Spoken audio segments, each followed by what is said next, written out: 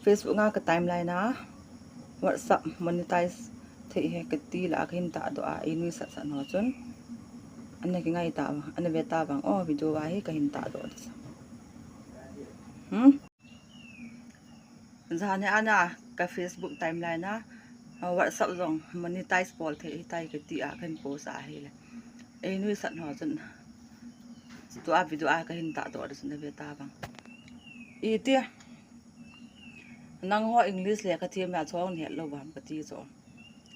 Facebook nga monetize bolthei hi dan ho hi ki sei phat man lo wa ki a ko na bo min hin ha het de mu cho na ki sei phat man lo wa he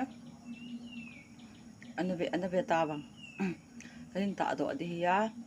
WhatsApp hi group zong bolthei monetize te nga hi le monetize te nga hi le i khat ema personal account WhatsApp long ki bolthei teng WhatsApp channel ki ti khat dong ma cho i ho imi sunga he lo wang ma chong bolthei atel English wa hu a hun share lang ve lo chun channel chu ti create da ham na chong long chu ni sei ve ta om hi wanga cho ken ka ho la hi le ka trai cho bolthei da mi ta ka ga trai le ka ga trai a hi le ka ga share a hi le YouTube ma ko hong do a cho hi wanga che ti chu sei ba no ba le khasim ki lo American lang ho sei ngen hi a hi le chun English ho wa ti yang na e chu chun ki du da the lo chu ki hi wa hoi ta ke the lo cho hi wanga chu ken WhatsApp mang ki mang chi a inam mi ho hi cho he bol wa ki mang thok chu wa sum mu na mang thi an umma hi zo la ka tia ka in se le Facebook nga nei nui sat no abangin nang zong ki monetize info ne ti una an ve ta bango ei ta san lo tam da na chu ka hin ta do de chu kan screen shot na ka hin ta do de chu ne ve ta bang o ki chi sa hi phat chom na de i ma cha am lo pi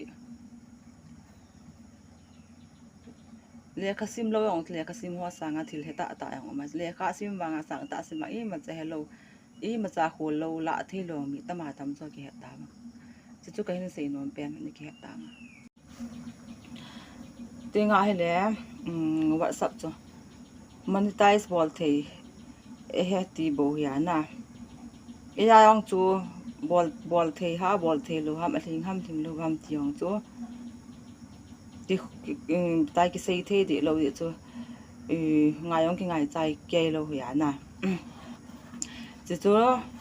ata asan khal ni no ma hi le ane ki khol ven lang na ba sa chu monetize bolthei le ki bol chun sumu na nei ti na ti su ka hin sei pi he cái sei chu nei ta asan lo di a chu ka hin koi de hi nen kan screenshot na ne ha chen di wa chu English ya la sei na ho te le channel bin ho share bin lang ho le na mo de English e man ki ngai wa ki bolthei hin na hin ta do de ha an ngai chai te